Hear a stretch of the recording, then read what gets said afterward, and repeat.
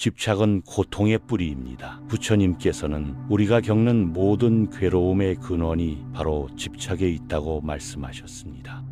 우리는 무언가를 얻으려 애쓰고 가진 것을 잃을까 두려워하며 원하는 대로 되지 않으면 분노합니다.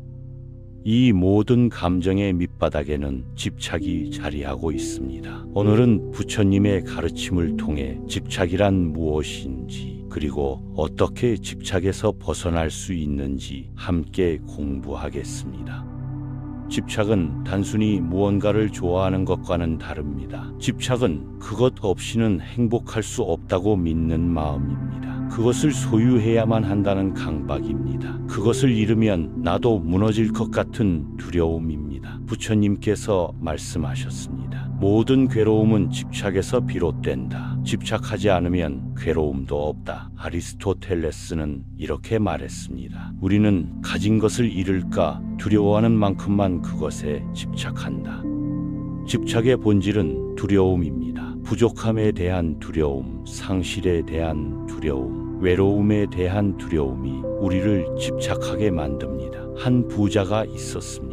그는 막대한 재산을 소유하고 있었지만 하루도 편히 잠을 잘 수 없었습니다. 도둑이 들까 걱정되고 사업이 망할까 두려웠으며 자식들이 재산을 탕진할까 염려했습니다. 그의 재산은 많았지만 그의 마음은 가난했습니다. 재산에 집착한 나머지 그는 재산의 노예가 되어버린 것입니다. 반대로 한 농부가 있었습니다. 그는 가진 것이 별로 없었지만 매일 밤 편안히 잠들었습니다. 그는 오늘 하루 일한 것에 감사했고 내일 해가 뜨면 또 일할 수 있다는 것에 만족했습니다. 그의 재산은 적었지만 그의 마음은 부유했습니다. 이 두 사람의 차이는 무엇일까요? 바로 집착의 유무입니다. 세네카는 말했습니다. 부자란 많이 가진 사람이 아니라 적게 필요로 하는 사람이다. 집착은 관계에서도 나타납니다. 우리는 사랑하는 사람에게 집착합니다. 그 사람이 나를 떠날까 두려워하고 그 사람의 마음이 변할까 걱정합니다. 그래서 상대방을 감시하고 통제하려 하고 의심합니다. 그러나 이러한 집착은 사랑이 아닙니다. 진정한 사랑은 자유를 주는 것입니다. 칼릴 지브라는 이렇게 말했습니다. 사랑하되 사랑을 속박으로 만들지 말라. 차라리 사랑을 영혼의 해변 사이를 움직이는 바다가 되게 하라. 집착하는 사랑은 상대방을 질식시키고 결국 관계를 파괴합니다. 부처님께서는 집착의 대상을 5가지로 설명하셨습니다. 첫째는 물질에 대한 집착입니다. 재물, 명품, 집, 자동차 등 물질적인 것에 대한 집착입니다. 둘째는 감각적 쾌락에 대한 집착입니다. 맛있는 음식, 편안함, 성적 쾌락 등에 대한 집착입니다. 셋째는 생각과 관념에 대한 집착입니다. 내 생각이 옳다는 고집, 특정 이념에 대한 맹신 등입니다. 넷째는 의식과 습관에 대한 집착입니다. 특정한 방식으로만 일을 처리하려는 고집, 변화를 거부하는 태도 등입니다. 다섯째는 자아에 대한 집착입니다. 이것이 가장 근본적인 집착입니다. 나라는 존재에 대한 집착, 내 이미지에 대한 집착, 내 자존심에 대한 집착입니다. 쇼펜하우어는 말했습니다. 인간의 모든 불행은 자기 자신으로부터 벗어나지 못하는 데서 온다. 우리는 나라는 존재에 너무 집착한 나머지 끊임없이 나를 방어하고 나를 드러내고 나를 증명하려 애씁니다. 그러나 이러한 자아 집착이야말로 가장 큰 고통의 원천입니다. 집착에서 벗어나는 첫 번째 단계는 관찰입니다. 내가 무엇에 집착하고 있는지 알아차리는 것입니다. 명상을 통해 자신의 마음을 들여다보세요. 무엇을 생각할 때 마음이 불편한가요? 무엇을 잃을까 두려워하고 있나요? 무엇이 내 마음을 흔들고 있나요? 이러한 질문을 통해 자신의 집착을 발견할 수 있습니다. 노자는 도덕경에서 이렇게 말했습니다. 자기 자신을 아는 자가 명철하고 자기 자신을 이기는 자가 강하다. 집착을 관찰하는 것, 그것이 집착에서 벗어나는 첫걸음입니다. 두 번째 단계는 무상함을 이해하는 것입니다. 부처님께서는 모든 것은 변한다고 가르치셨습니다. 이 세상에 영원한 것은 없습니다. 아름다움도 시들고 부도 사라지며 권력도 무너집니다. 심지어 우리의 몸과 생명조차 영원하지 않습니다. 이것을 깊이 이해할 때 우리는 집착의 무의미함을 깨닫게 됩니다. 마르쿠스 아우렐리우스는 이렇게 썼습니다. 모든 것은 잠시 머물다 가는 것이다. 기억하는 자도 기억되는 것도 모두 사라진다. 무상함을 받아들이면 집착이 자연스럽게 느슨해집니다. 세 번째 단계는 감사하는 마음입니다. 집착은 부족함에서 옵니다. 그러나 감사는 풍요로움에서 옵니다. 지금 가진 것에 감사할 때 더 많이 가지려는 집착이 줄어듭니다. 매일 아침 눈을 뜨면 감사할 것 3가지를 떠올려 보세요. 건강한 몸, 따뜻한 집, 사랑하는 사람들. 이미 우리는 충분히 가지고 있습니다. 에픽테토스는 말했습니다. 부는 많이 가진 데 있지 않고 적게 바라는 데 있다. 감사는 집착의 반대편에 있는 덕목입니다. 네 번째 단계는 내려놓는 연습입니다. 작은 것부터 내려놓는 연습을 시작하세요. 오래된 옷을 버리고 필요 없는 물건을 정리하고 불필요한 약속을 취소하세요. 물질적인 것을 내려놓는 연습이 익숙해지면 생각과 감정을 내려놓는 연습으로 나아갈 수 있습니다. 옳고 그름에 대한 집착, 인정받고 싶은 욕구, 통제하려는 마음을 조금씩 내려놓으세요. 랄프 waldo 에머슨은 이렇게 말했습니다. 인생은 포기의 연속이다. 포기할 줄 아는 자만이 진정으로 소유할 수 있다. 역설적이게도 내려놓을 때 우리는 더 많은 것을 얻습니다. 5번째 단계는 현재에 머무르는 것입니다. 집착은 대부분 과거나 미래와 관련되어 있습니다. 과거의 상처에 집착하거나 미래의 불안에 집착합니다. 그러나 진정한 삶은 현재에 있습니다. 지금 이 순간, 숨 쉬고 있는 이 순간에 집중하세요. 틱나탄 스님은 말씀하셨습니다. 과거는 이미 갔고 미래는 아직 오지 않았다. 오직 현재만이 삶이다. 현재에 온전히 머물 때 집착은 힘을 잃습니다. 지금을 살아가세요. 집착에서 벗어난다는 것은 아무것도 사랑하지 않는다는 뜻이 아닙니다. 오히려 그 반대입니다. 집착 없이 사랑할 때 우리는 더 깊이 사랑할 수 있습니다. 집착은 사랑을 소유로 바꾸지만 자유로운 사랑은 상대방을 있는 그대로 존중합니다. 부처님께서는 이렇게 말씀하셨습니다. 집착 없는 사랑, 그것이 자비다. 자비는 아무런 조건 없이 베푸는 사랑입니다. 그것은 상대방에게 아무것도 요구하지 않고 상대방을 변화시키려 하지 않습니다. 그저 있는 그대로의 존재를 받아들이고 존중하는 것입니다. 한 선생이 제자에게 물었습니다. 네가 가장 소중히 여기는 것이 무엇이냐? 제자가 대답했습니다. 스승님과의 인연입니다. 선생이 다시 물었습니다. 그렇다면 그것을 내려놓을 수 있겠느냐? 제자는 당황했습니다. 선생이 말했습니다. 진정으로 소중한 것은 잡고 있지 않아도 떠나지 않는다. 손에 쥐고 있는 것은 이미 소유가 아니라 집착이다. 진정한 사랑은 손을 펼칠 때 비로소 시작된다.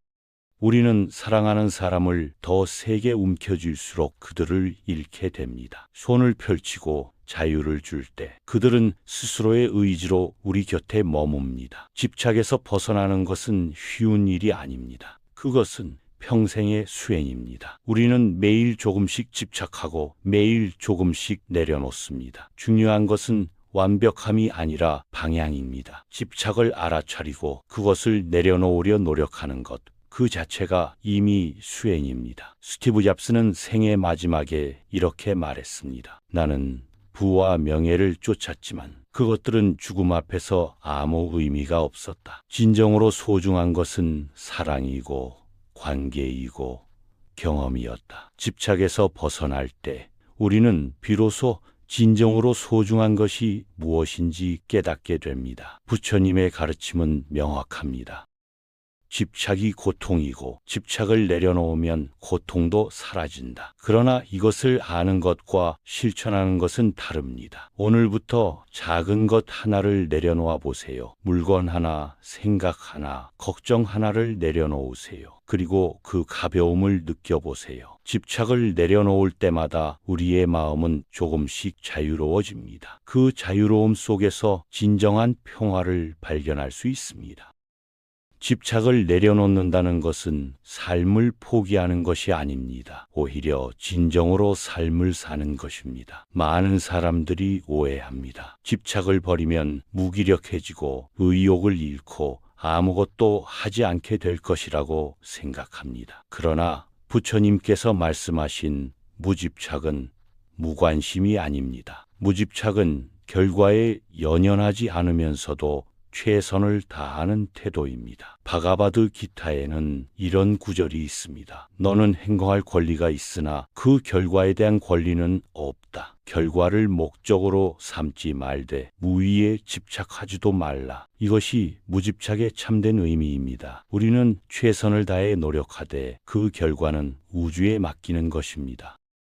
한 농부가 밭을 갈고 씨를 뿌렸습니다. 그는 매일 정성껏 물을 주고 잡초를 뽑았습니다. 하지만 그는 하루에도 몇 번씩 씨앗이 싹을 틔웠는지 확인하려 흙을 파헤치지 않았습니다. 그는 알고 있었습니다. 씨앗이 자라는 것은 자연의 이치이며 자신은 다만 최선을 다해 환경을 조성할 뿐이라는 것을. 때가 되면 싹이 피고 꽃이 피고 열매를 맺을 것입니다. 이것이 무집착의 지혜입니다. 반대로 다른 농부는 씨를 뿌린 뒤 매일 불안해하며 흙을 파헤쳤습니다. 빨리 싹이 트기를 바라는 조급함에 그는 오히려 씨앗을 망쳐버렸습니다. 집착은 이처럼 우리의 노력을 헛되게 만듭니다.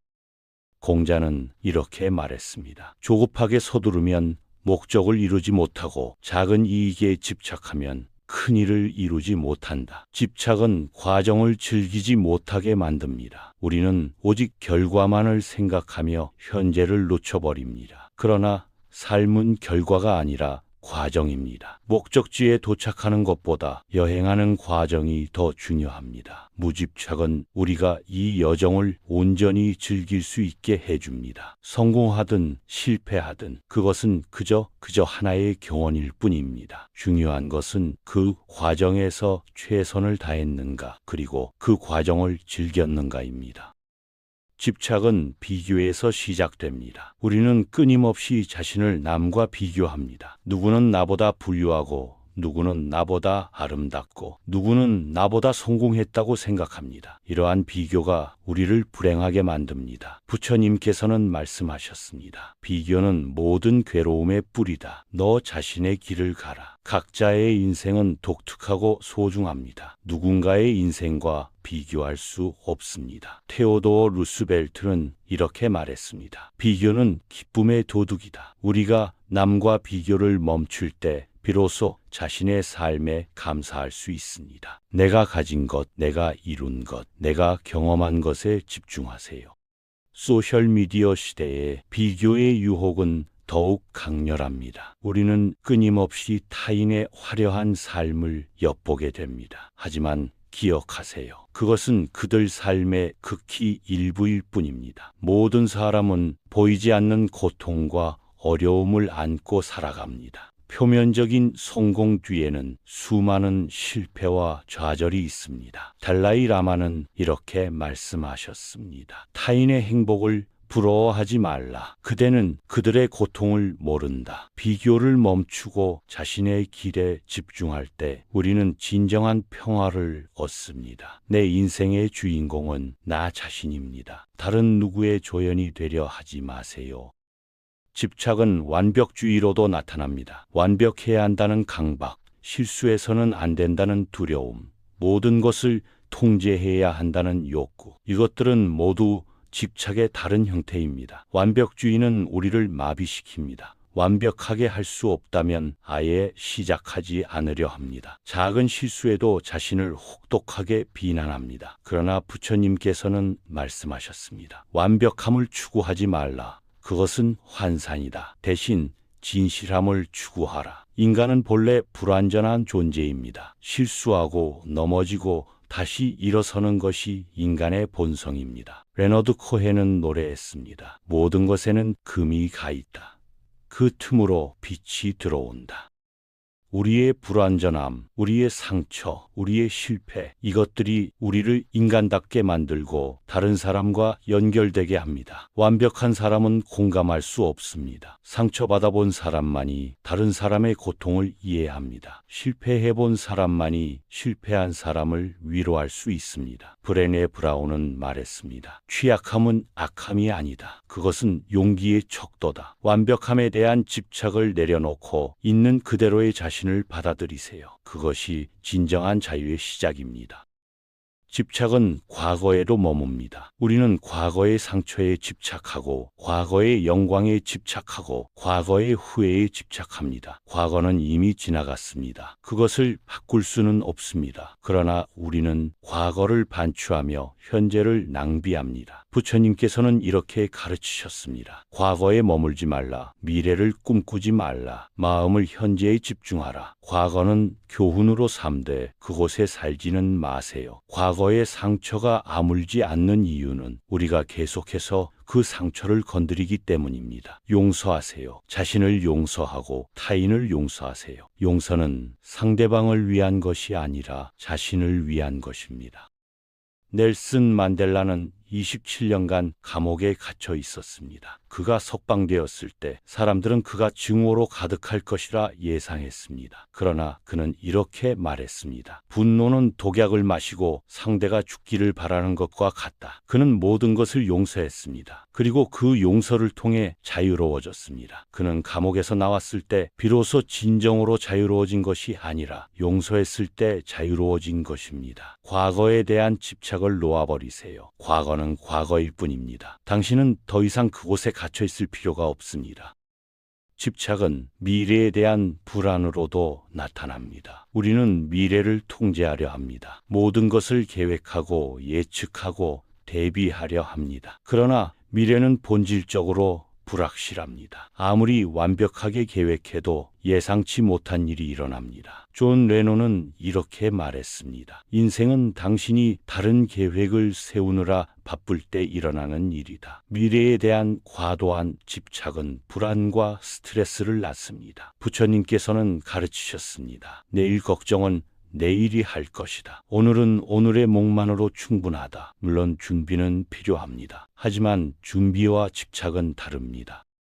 준비는 현명한 것이지만 집착은 괴로운 것입니다. 최선을 다해 준비하되 결과는 내려놓으세요. 킹나탄 스님은 이렇게 말씀하셨습니다. 걱정은 기도의 반대다. 기도는 신뢰이고 걱정은 불신이다. 우주를 신뢰하세요. 삶을 신뢰하세요. 당신이 필요한 것은 적절한 때에 주어질 것입니다. 때로는 우리가 원하는 것이 아니라 필요한 것이 주어집니다. 그것을 받아들이는 지혜가 필요합니다. 미래에 대한 집착을 내려놓고 현재를 살아가세요. 지금 이 순간이 당신이 가진 전부입니다.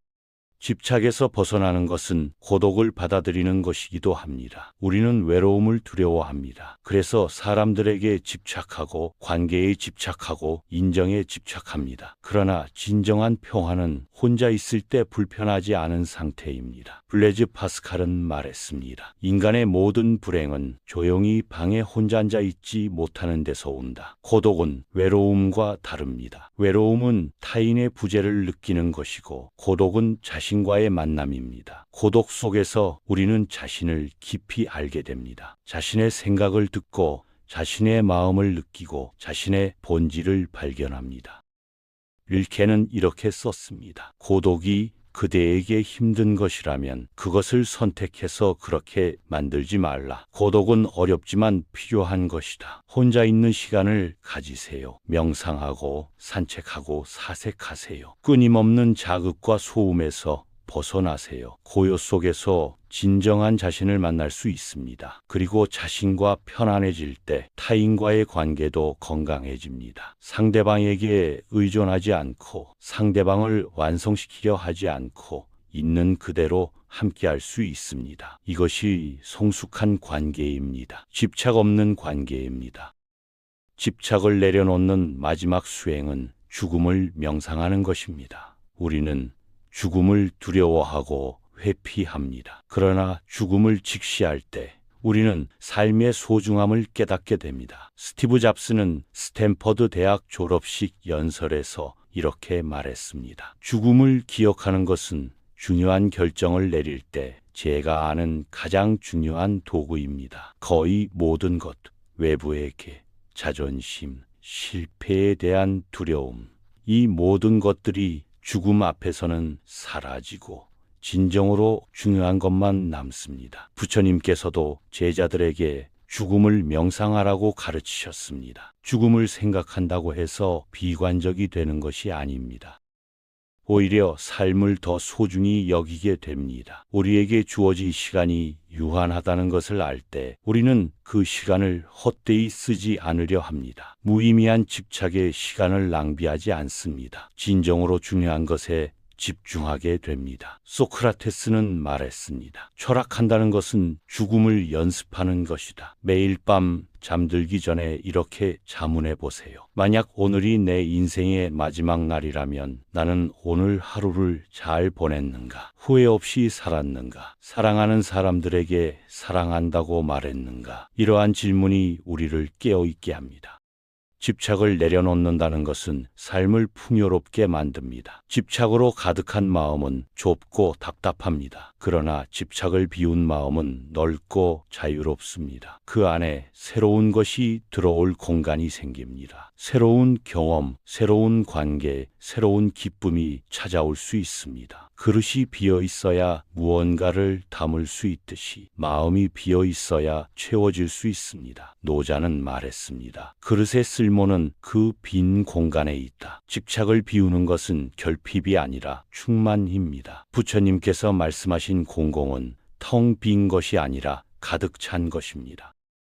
집착을 내려놓는 여정은 평생에 걸쳐 이루어집니다. 하루아침에 모든 집착에서 벗어날 수는 없습니다. 그러나 매일 조금씩 연습할 수 있습니다. 작은 집착을 알아차리고 조금씩 내려놓고 그 자유로움을 맛보세요. 실패해도 괜찮습니다. 다시 집착하게 되어도 괜찮습니다. 중요한 것은 그것을 알아차리고 다시 시도하는 것입니다. 탈레스는 이렇게 말했습니다. 가장 어려운 일은 자기 자신을 아는 것이고 가장 쉬운 일은 남에게 충고하는 것이다. 자신의 집착을 보는 것부터 시작하세요. 그것이 자유로 가는 첫걸음입니다. 부처님의 가르침을 다시 한번 되새겨봅니다. 집착이 고통이고 집착을 내려놓으면 고통도 사라진다. 이것은 단순한 진리이지만 실천하기는 어렵습니다. 그러나 불가능하지 않습니다. 수많은 사람들이 이 길을 걸어왔고 자유를 얻었습니다. 당신도 할 수 있습니다. 오늘 하루 한 가지 집착만이라도 내려놓아 보세요. 그리고 그 가벼움을 느껴보세요. 그 평화를 경험해 보세요. 집착 없는 삶, 그것이 부처님께서 우리에게 주신 선물입니다. 그 선물을 받아들이세요. 자유로워지세요.